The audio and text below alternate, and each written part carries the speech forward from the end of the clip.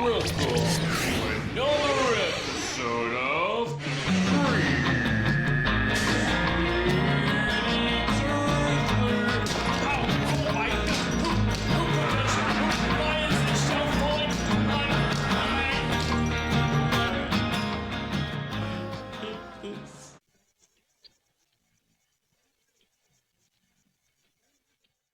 The same as it never was, did you say?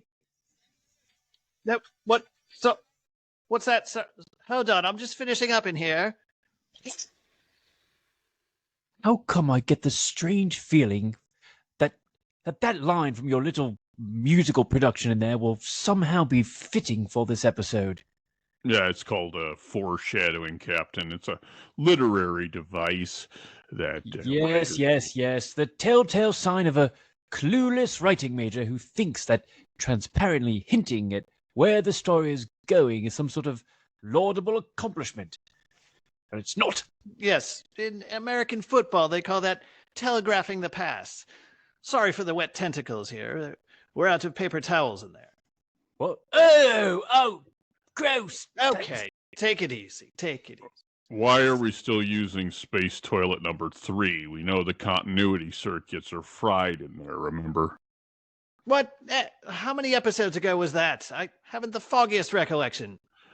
Yeah, I confess I wouldn't have remembered either, but I was listening to Season 2, Episode 5 the other day for some reason. I think it was because I was stuck in line at the DMV. At the what? Wait a minute. I can't tell if you're breaking character right now, Shipwood, or if perhaps in between episodes we actually live different lives and go back to our daily routines, doing laundry, taking our pets to the vet, and whatever normal people do. Well, sure we do, Yuri. Who else is going to pay the rent for our apartment, or sort through the mail and water our plants? Do you mean to tell me no one has been watering my plants since we started recording this podcast? Bernice! Oh. I must inform our listeners that Bernice is the name of Captain Yuri's favorite peace lily, back in his home module on Meeport. But Captain, what is it that you do in between episodes? Do you mean to tell me that you stay on the ship waiting for the next episode to begin? Well, yes. I mean, I thought we had to, actually. Yes. Usually I retire to my chambers, make some entries into the captain's log, make some entries into the captain's microwave, make some entree-vous or double entendres with the ship's nurse, which she invariably rejects, put my feet up and, maybe watch a little bit of what the Lurfians call the boob tube, I believe it is, whatever that means. Unless, of course, we're in some sort of danger, then, of course, I try to devise a plan for whatever predicament we're in. Right? Oh, my comets, Captain. You do always stay on the ship. Why, your gym membership on Planet Fitness must have lapsed by now, and with nothing to show for it. Well, this is an outrage. Why didn't anyone tell me we could leave the ship in between episodes? I think of all the time I've lost. Oh. Well, time is never really lost to us, Captain. With our time travel capabilities, never mind our recent adventures through wormholes and the Russian roulette that awaits us with the universal backup tapes currently in our possession. Right, Captain. There's no use crying over milk that can be unspilled or prevented from spilling. Wait a minute. Wasn't Guri in a very damaged state at the end of the last episode? What's he doing up and around already? Very suspicious. Yeah, I am getting a continuity breach warning on the ship's computer here, Captain.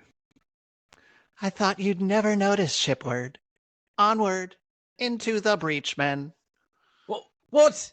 Oh no. Hide me. Maybe we need the narrator to straighten things out here. I wasn't aware we were starting another episode already. Nobody said places. But are you actually hurt or not, Guri? I'm very confused. Let me see if I can help, Captain. Now, we rejoin our favorite Meeporpian explorers. leaning on some pointy rocks at the mouth of a giant cave, which turns out not to be a cave at all, but rather the mouth of a large Galaga monster who is eager to make a meal of... Oh, wait a minute.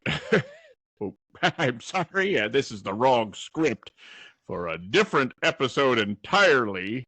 No, thank goodness. I do not like Galaga monsters. Well, wait. When is that episode supposed to take place? Is that one coming up soon? I must run and hide. I must run and devise a plan. Yes, I must do that. Just put a pin in it, Captain. And for the last time, it's a plan, not a plin. Here we go. All right. I apologize, folks. Okay, so we're actually rejoining our Meeporpian heroes on their ship on the way back to Lurf after Guri has been propelled back to the pickup window. Which turned out to not be an actually window, if you remember. No, Yuri, it was not. It was a rendezvous point, which Guri only got to with the aid of a hot, poisonous blast from a crater on Cloaca, which induced a series of fits in the ship's distant second of command that included choking, gasping, complaining, Oh, really? barking like a dog, turning shades of blue and purple, acting like Brad Pitt, Hey, man. speaking in tongues, I don't know. disrobing in public, and telling everyone incessantly about his new Peloton. It's the one with the screen that turns. How did he get into the medical bay so quickly? Places, Captain. They told us to take our places. What?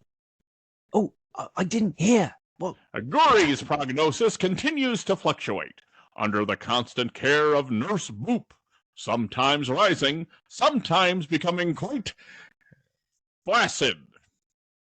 Oh, is that what a prognosis is? this is ridiculous. This is supposed to be a family show. Meanwhile, the dramatic turn of events, plus other continuity flaws in the podcast storyline, have driven our normally stoic captain to seek the counsel of the ship's shrink ray. We rejoin the action with our heroes. No, excuse me, Mr.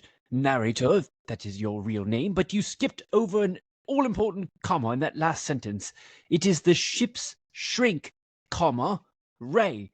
I don't know why you insist on confusing both myself and the listeners by constantly... I'm sorry, that's my mistake. We rejoin the action with Yuri lying on his back.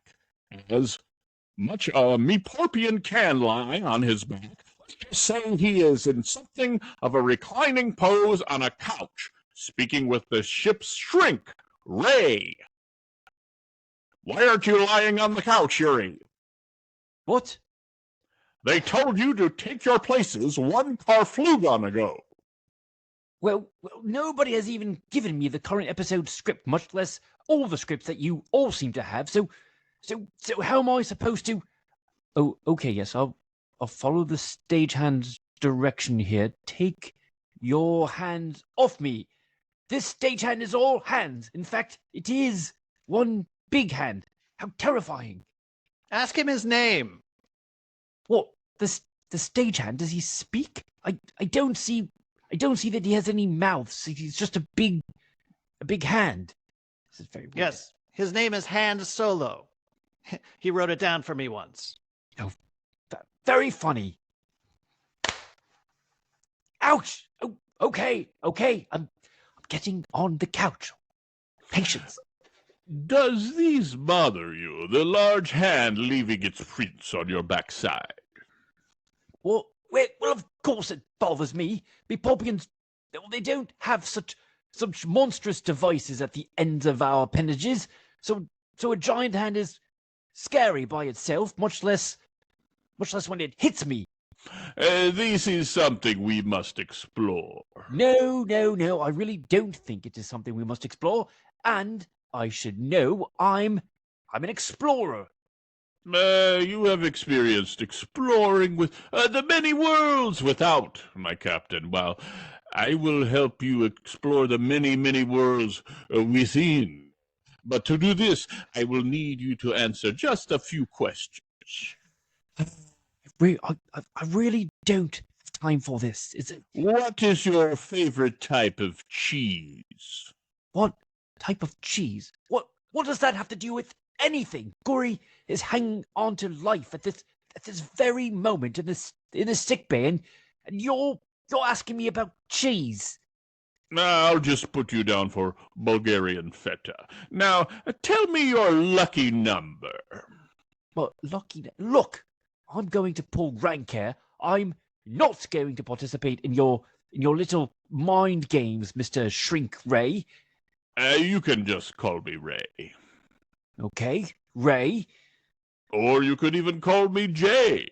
But don't call me Saturday, because that is my day off. Oh, there is no danger of me calling you on any day. Do you understand? Now, please leave the bridge. That's an order. Go. Okay. But I do not have enough answers to feed into our new diagnosis app. The Meporpian Medical Council wants us to use it, but I swear I don't know how it works.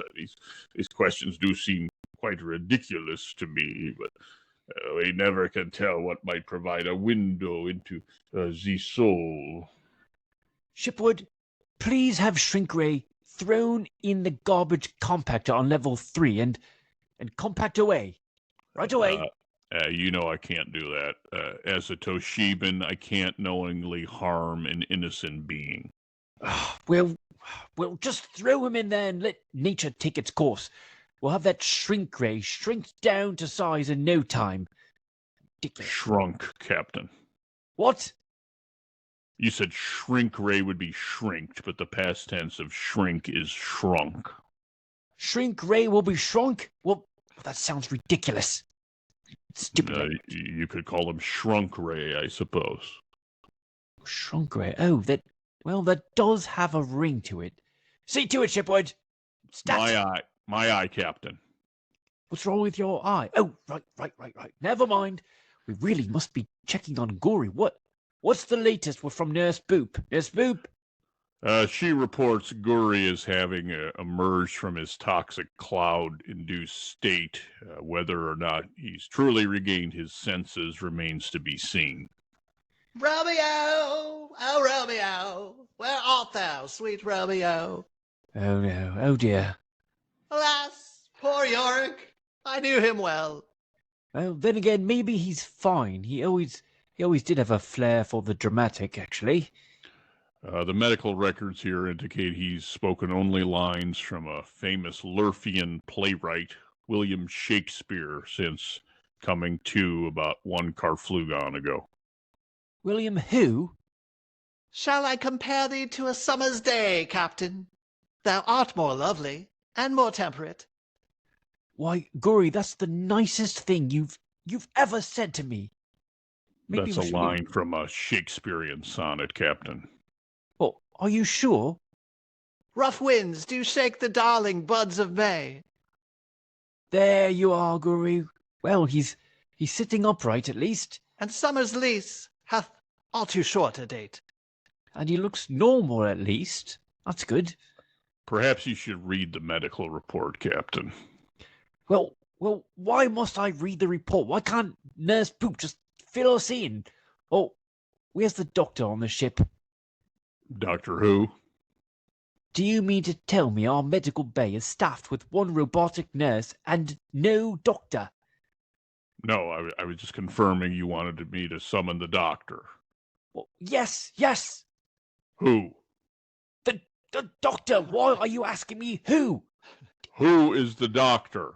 Well, you tell me. I thought you knew. I do know who.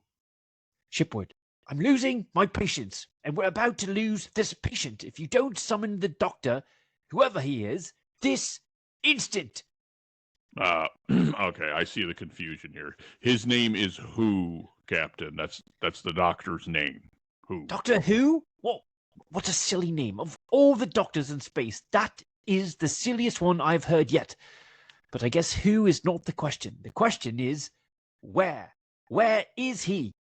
Well, he's usually found on the pitch and putt on the lower deck. I'll page him right now. Fortune brings in some boats that are not steered. What? Are you talking about bow cooking, Guri, or was that some sort of veiled reference to my command? I fear Guri may be recovering on his own. Good morning, Captain. It has been a while since I have been seeing you. Are you not overdue for your physical? What? Shrink ray? I thought I had you shrinked away. Oh, excuse me. Hello, Doctor. Before seeing you, I thought you sounded very much like the ship's shrink. Ray. That's very hard to say. Like the ship's shrink. Ray. I did not know the ship had a shrink ray, oh, you mean Ray, the ship's shrink?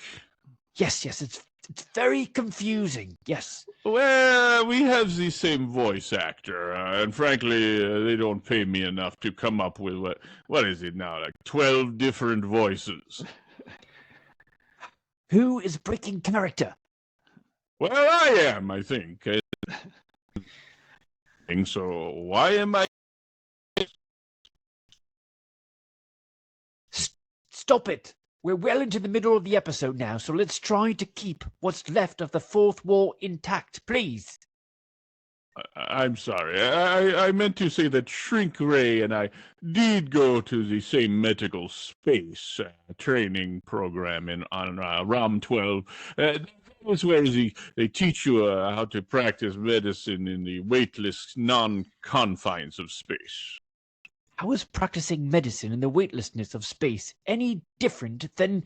Well, there's no waiting rooms, you see. Weightless medicine. It's a play on words. That is horrible. That is actually horrible.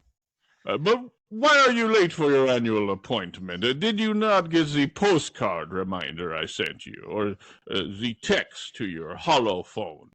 What about the embroidery? Well, now that you mention it, I do remember getting all three of those reminders at once, and I didn't know which one to respond to, so I responded to none of them. Plus, there's nothing wrong with your captain. I'm in tip-top shape. Yeah, well, we will see, won't we? Right off the bat, I see you are referring to yourself in the third person, and you mentioned something called a fourth wall, and that is a problem. But if it is not for you that I have summoned... But these words are... But if it is not for you that you have summoned me, I can only guess it is for your distant second in command here. Yes, Doctor. What is Guri's prognosis? Somewhat flaccid at the moment, if I'm being perfectly honest. What? No. Is he going to be okay, is what I'm asking. He seems to be speaking only lines from some lesser poet who made a name for himself on this backwater planet called Lurf.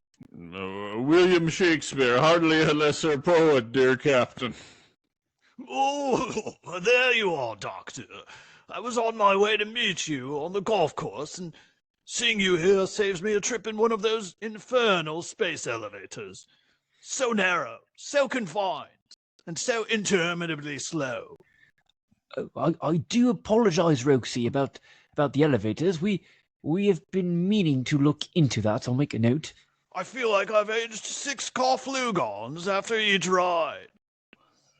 We should check the continuity drives in those elevators, Captain. There's a chance the issue with the Space Toilet 3 is spreading. Oh my, is it contagious? It could be a virus. Well, surely you have a protocol for that, Captain, to contain the outbreak? We do? We do, yes. I'm sure we do. Do we, Shipwood? It looks like this ship's antivirus software license may have lapsed, which suddenly makes me a lot more nervous about my past encounters with Shipwina. Ooh, yes, Shipward, you should really get yourself tested, I should think. Oh, who is this Shipwina? One of those good time girls I saw you chasing around Fan Shui, Shipward? Well, I'd rather not get into it, and let's stop saying her name. Yes, really. Can we get back to my inquiry about Guri's health, or did you have a question for Doctor Who, Roxy? I believe I do, although I can't quite recall what it was at the moment. It's embarrassing. Well, look, I was just 3 holes into a round of 18 below decks, and now suddenly I have 2 non-scheduled appointments. What is this? Open season on the doctors? Well, you do work on this ship with a very limited number of crew to take care of, so I hardly think it's asking too much when one of them is injured to. Oh, I remember what it was now. Yes. Doctor, there's this thing on my arm, see? It's under the skin, and it doesn't hurt, but it never used to be there, and I don't very much like the sight of it. Let me see. It's right here. Oh, yes. That is nothing. Well, it's clearly something. I can feel it quite distinctly, and it's not going away. Yes, but it is nothing to worry about. Either it's a small calcium deposit or it is a mother spider laying her eggs. Either way, I don't get involved until it is a much bigger problem. What's that about a spider and eggs? What is your question about Guri, Captain? He is recovering from a toxic blast. His behavior is bound to be more erratic than usual for, let's say, 10 to 20 Carflugens. Take the 2 aspirin and call me in the morning, okay? Who should take the aspirin? Me or Guri, Doctor? That is a good one, Captain. And now, if you don't mind, I will be getting back to the dog leg on the 4th hole where I can never seem to find the fairway. But if it be a sin to covet honor, then I am the most offending soul alive. Goodness, I can't take much more of this lunacy. Perhaps when we come back from commercial, we could all focus on advancing the storyline a bit. Could we do that for, I don't know, for once? Who are you talking to, Captain? Who am I talking to? All of you! You're all against me, as usual. I'm surrounded by idiots! Idiots, all of you! I wasted time, and now doth time waste me. Cut the commercial, please! It's making me crazy!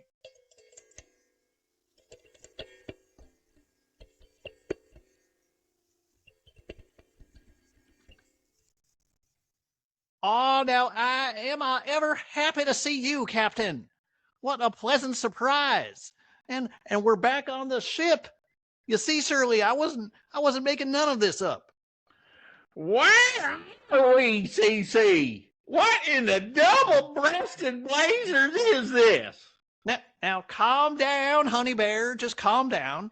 I know I may not look it, but I'm just as confused as you are. Here we were stepping into an elevator for a quickie, when all of a sudden the elevator doors open and we're aboard the ship of our tiny alien friends. But I told you all about them, Shirley dearest, and there's no reason to be afraid. That thing over there is stands. When we are born, we cry that we are come to this great stage of fools. My sentiments exactly, Guri. Is there no escaping this lunacy? I thought we cut to commercial, but why are our sponsors suddenly here aboard the ship? Oh, God, it's worse. I'm afraid the virus originating in space toilet number 3 is spreading to the continuity drives of many devices in the vicinity, including whatever elevator our Lurfian friends entered recently. I see. Well, that might explain why the elevator started hooting and hollering when I took off my breeches. It made me right jealous. Oh, come on now, Shirls. You know, it's been quite a while since I left you for a major appliance. That's more of Shipward's M.O. these days. Oh, yeah, which one, Shipward? Oh, he's the taller one over there, with only one head. Oh, he's kind of handsome. Yes, well, welcome aboard, you two. I couldn't be more pleased, really. I'm not just saying that. How was that, Shipward? I've been taking a correspondence course on politeness. Does that seem like polite? It was pretty good. You're making some progress, I think. I refused to pay the tuition, of course, and they've been too polite to ask me to leave. I see. I took a course once, Captain, on existentialism that I'd really recommend. It really turned my life around. Really, Cece, I shudder to think of where your life was headed before you took that course. I think you mean existentialism, CC, the philosophical theory or approach which emphasizes the existence of the individual person as a free and responsible agent determining their own development through acts of will. No, what? No, not that. I don't even know what that is. This was on existentialism, the study of highway exits. How are they numbered? Why are there so few and far between? And why are they always there when you don't need them and never there when you do? That sounds politeness.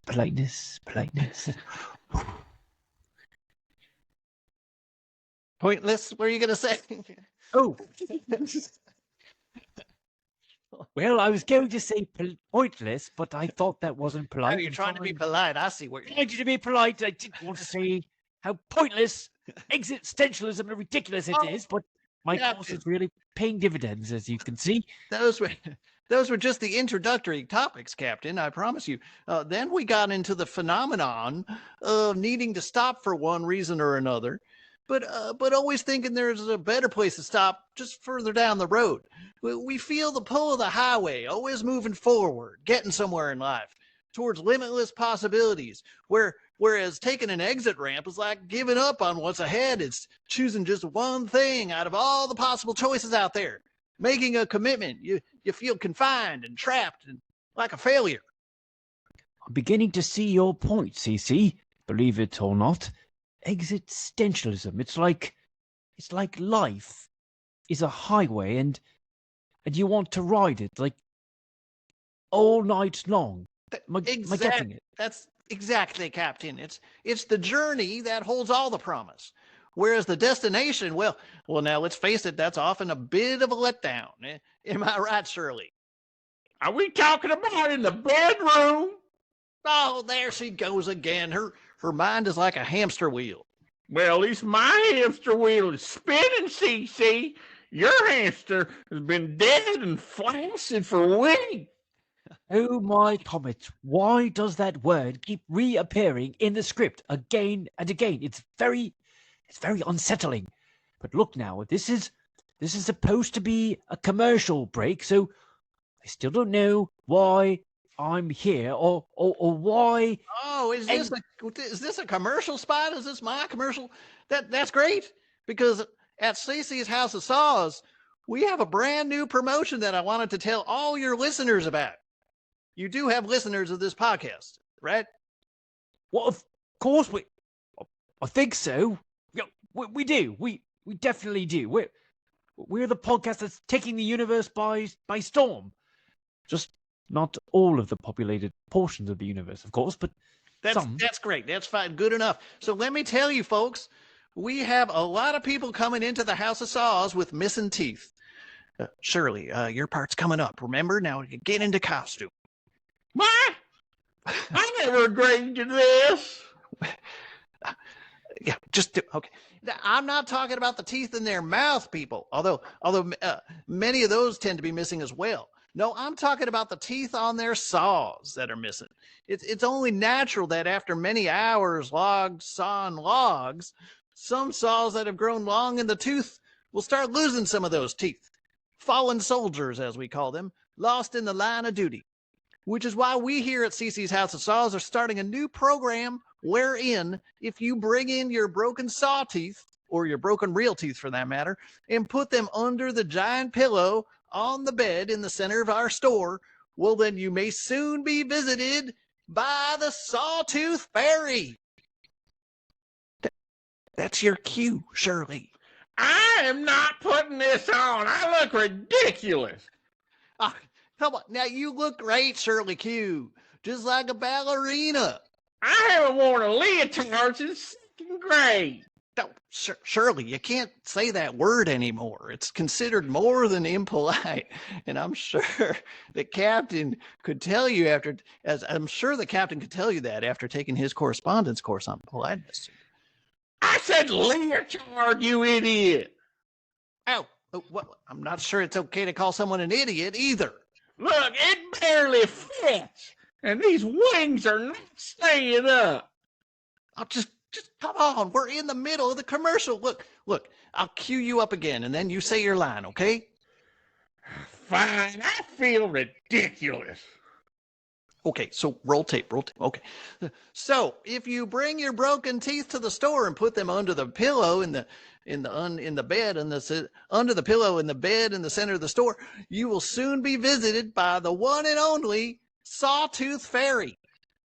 Wee woo! I'll make all your dreams come true. And I can attest to that. Thank you, Shirley. Thank you, Miss Sawtooth Fairy.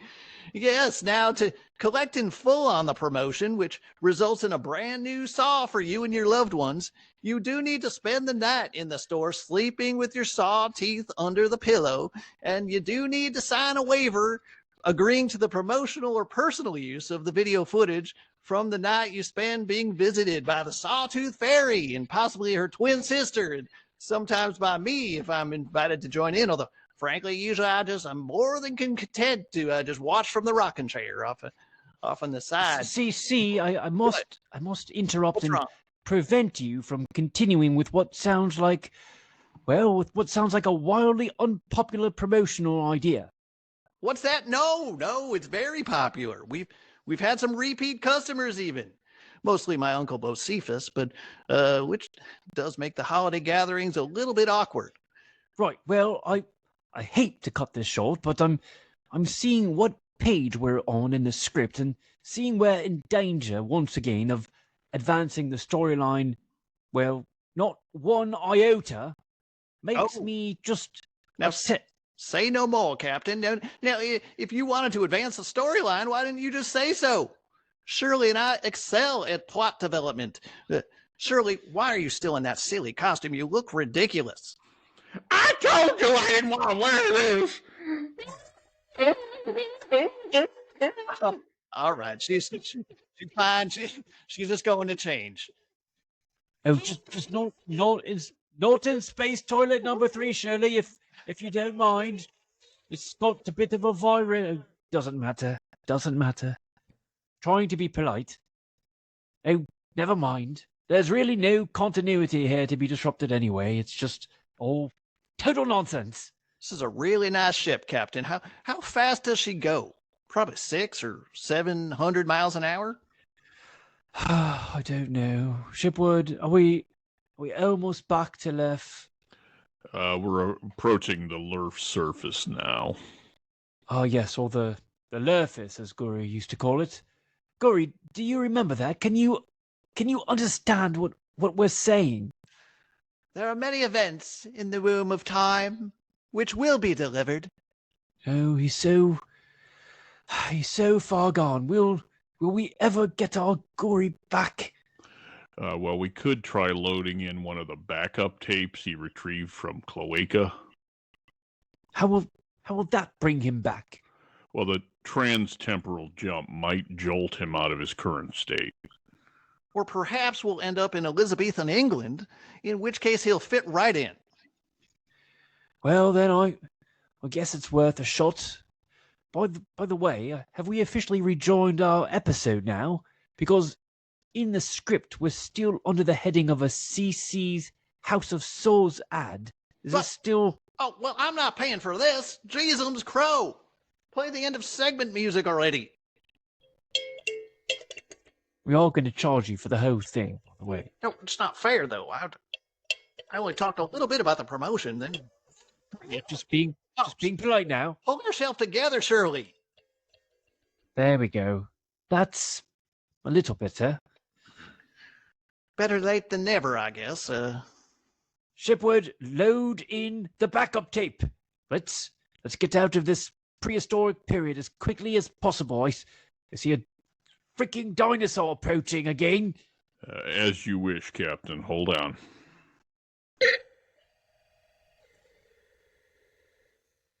Oh. It says time warp laser noises. That sounds a bit like a keyboard. Look at that. I see long paved travelways, refueling stations, silly looking hummus beans scratching their backsides. We are back. We did it. Good, nice job, everybody. Still gathering data, Captain. Guri, how are you feeling? Are you back to your old self, buddy? I am not bound to please thee with my answer.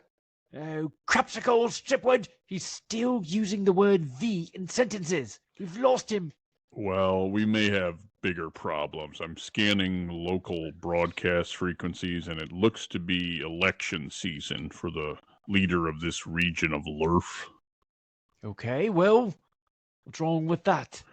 Well, it seems that the incumbent president of the United States is not a hummus bean, but a pitted Castelvetrano olive, and a singing one at that. Well, pitted what? What is the meaning of this? Well, judging by the shape that some of these backup tapes are in, that there's a good chance that some of them are corrupted. Well, corrupt politicians are nothing new. Not on Lurf, not anywhere. No, the backup tape was corrupted, I'm guessing, not the president. But you can ask him for yourself, as he seems to have discovered our presence en route to one of his campaign stops, and he's requesting a visit. Well, a visit? How did you detect us? I thought I rigged up that cloaking device many episodes ago. That was Runyon's sweatshirt, which we left in his room. What? Oh, I see. Well, can this president board our ship? How big is he? Our ship is not quite large enough to welcome an olive of any size. We'll have to use the ship's external speakers to communicate. Should I put the president on the holo communicator display here, Captain? Oh, well. Yes, of course. Let me just tuck in my 3 stomachs. Welcome, strange beings. I'm hoping I can count on your support this November. Do you need any help getting registered to vote? Hello, Mr. President. The pleasure is all yours, as I believe you say here on Lurf. I would don my cap to you if I wore caps on any of my 3 heads. Well, they say 3 heads are better than 1. Say, Walensky, perhaps we could register this one 3 times, since he's got 3, what? Make sure they're all independently thinking heads? Okay. Say there, friends, do all of your heads think for themselves? They exclusively think about themselves. No, we don't. Speak for yourself. See what I mean? Excellent. I'll leave 3 registration forms here for you, and who else might be aboard your little flying saucer here? This is hardly a flying saucer, Mr. President. It happens to be a first-class Star Runner that we found in one of your... Well, never mind where we found it. It's not a toy, I assure you. It's highly technical. What a good the outside falsehood hath. Oh, just pay no mind to him. He's a bit ill. No. Your friend there is right to question my intentions. After all, you can't judge a book by its cover, and that's why, in addition to banning all book covers as one of the first acts of my next term in office, I'm on this campaign tour to share what's on the inside of me. But you're hollow. Oh, sure.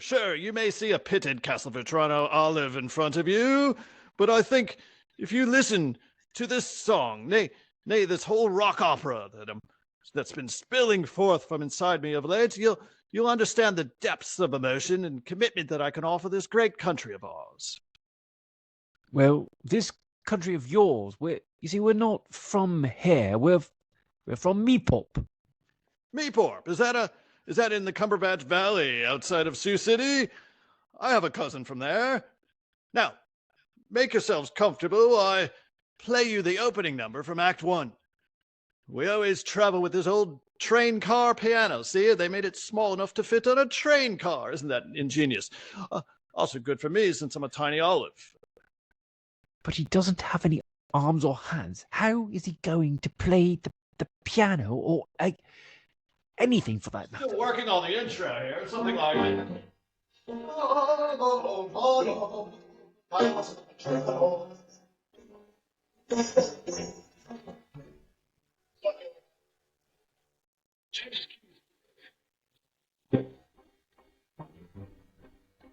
Not really not that bad.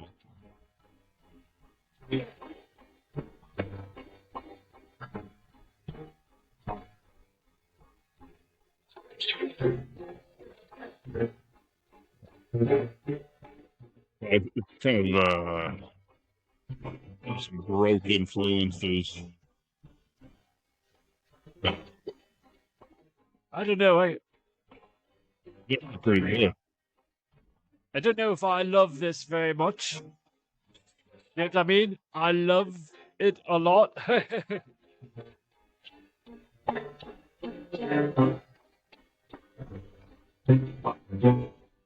Oh, beautiful.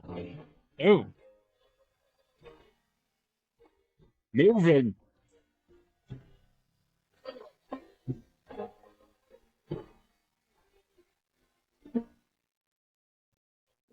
Chorus. Yeah, bravo. Oh, it just keeps going.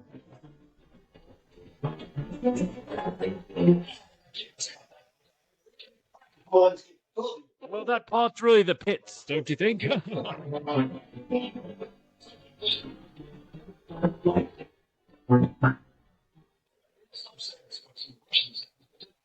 Don't listen to them. So are you a It's not like at all. politician, or are you a musician, or are you a politician? Oh, I like that. I might use that on the stump. On the stump? Are you Southern or British? I'm getting a little. Anyway, What? what's your position on pimento refugees? We can't find home for them in the pitted Castle Vetrano olives. I mean, why leave them out on the street? You know. Well, that's an interesting thought. That's interesting. We could take the Walensky, write this down. We could take that into under advisement. Of course, you know, I care very deeply about the pimentos. If you care about them so much, why? Well, Why my pitted why do you? Yes. Well, you know, I always say a pimento's home is, yes, is his Castle Vetrano olive. Is his home is his castle, as I like to say. But I understand many people say not in my pitted backyard. I understand that attitude that many have. Like a nymphobe. Right. Nymphobe. Not in my pitted backyard. Oh, I see. You're doing one of those acronyms, right? Where each letter. Acronym. Captain. I'm also an acrobat. Oh, bless you. You should see me. Oh, You should see me on the trapeze. Some say it's hard for a pitted olive to swing from a trapeze without any arms, but I must make be it. very slippery. I'd say some would say it's hard for an olive to do anything. Oh, I almost forgot my favorite song. No. Oh. Oh, I get it. Oh, yeah, he's singing "Olive Me" instead of "All of Me." Yes. Oh, how witty. Olive Me. Yeah. He doesn't have any arms. How does he play piano if he doesn't have? We really would like to know this part. How does he move around? Sure, how does he? How does he even talk? Actually, When you were the soup can, what did you do? oh, good, fair point. Do you? Can I ask you a Yeah. practical question? Of course, that's what I'm here for. Do you have a mouth?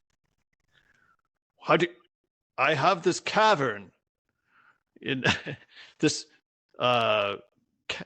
cavity? Is that? Can I say that on?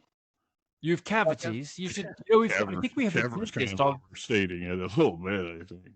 When they do a cavity search, it's quite thorough. so I'm told. Probably pretty easy because like one cavity goes straight through, right? Right. What? Do you like martinis? My cousin was. I heard you drown yourself in the booze sometimes. Do you ever eat pizza? with olives. Is that what you're trying to say? Well, I was getting to. Would you eat it with olives on it? No, of course not. Oh, I wouldn't eat my fellow kin. All right. You know, olives are. A lot of people like to ask questions. They focus on just what I am, not who I am.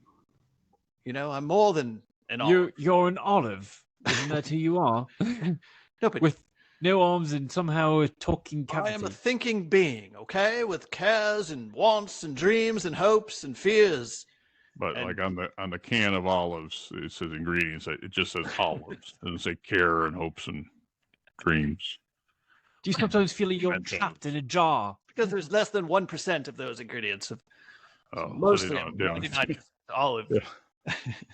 Yeah, You no, know, they probably don't Somebody say, really Cookie, in that. Oh, right here. who's this? My name's Fiend, and I always come when there are free food. Somebody said No, olive cookies here and olive cake. no. Mm. Pimento loaf? Oh, yes, please. Maybe that Oh. I could stand, but please, You look don't- tasty. I am the president, after all. You cannot eat the president of the United States. I have security. I have Secret Service. Is this big joke? Of course, they're being so Very- secretive right now. I can't even see where they are. Guard! Casey, get me out of this damn thing! Cut down my circulation! Sheila got stuck in there, but it's stuck in the leotard, which, by the way, is not a bad word. Oh, I don't think you can say that word. No, leotard. It's a 1980 No. term, I believe. Don't say I have friend Leo and he very special. We say he's special. It's Don't call him a- leotard! That's what I'm wearing! Are we clothing? And it's ridiculous!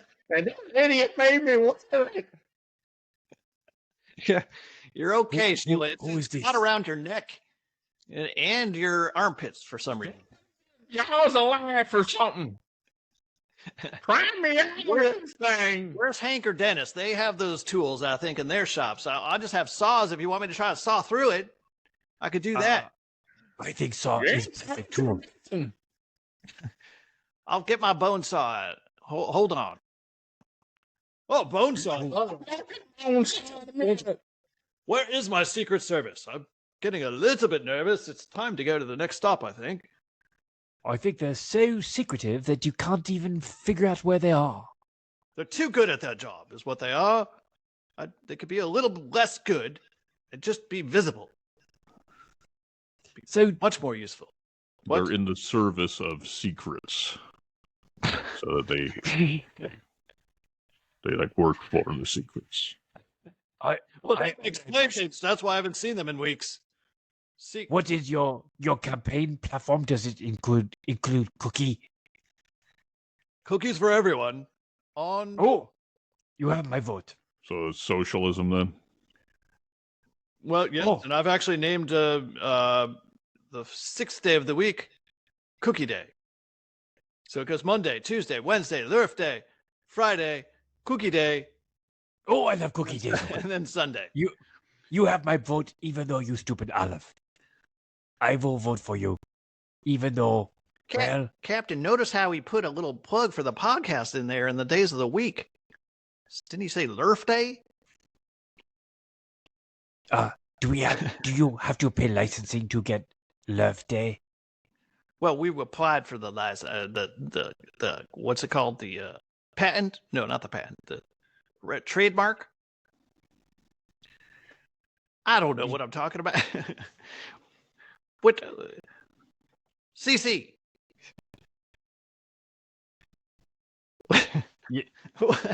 That's me. Who's talking to? Who's supposed to answer that? I don't know. I'll say my own name. That was very confusing. You just talk to yourself. Sometimes I refer to myself in the third person. But Sometimes I refer to myself in fourth person. I say, fiend. I do it 4 times. But you're not a person, though. Yes, I person. we're all people, It's a physical person. whether we be an olive or whatever fiend is here. I am a professional puppet thing. I see. Out, great spark. Yeah. Oh. I think Is that still happening? Maybe we should just put him out of his misery, is what I'm thinking now. We might have to just cut him loose a bit. I bet my feeling on this, Captain, is that when we come back to the next episode, it'll be like nothing ever happened. He'll just be back to his normal self. You know that I happens. don't think he had a normal self, if you really want my opinion. I think he had an abnormal self. That's true. That is true. But I think we did a good job, though, Captain, of advancing the storyline like you hoped. We got back to Lurf. No, all that really happened is we had a commercial break, and then a talking Castelvetrano Olive came to make empty campaign promises outside our ship. Now, Yeah. I will And then not sang an stand. incoherent rock opera for about 10 minutes. I'm tired of being called empty and hollow. I'm tired of it, okay? I You can't help are the fact that I was actually fitted. Technically you are. The whole point of my rock opera was that I am full of emotions and thoughts That's not all you're full of, sir. and You're full of wind. something else as well. Maybe you should choose a pimento refugee as your running mate. He could live inside of you. He'd also Did you show know- how you're combating homelessness. Did you know if you put pimento in bottle of Coke, it explodes? That's an urban myth. I think that's an Alka-Seltzer. it's true. Something like that. It's no pimento. Oh wait, maybe it's just regular mento, not pimento. Mento. Never mind. Yes. Never mind. Also, What is your feeling on mento refugees? Mental refugees? Mento. Mentos. Oh, like the candy. Well, if they're all the strawberry sorts, then I say let them in.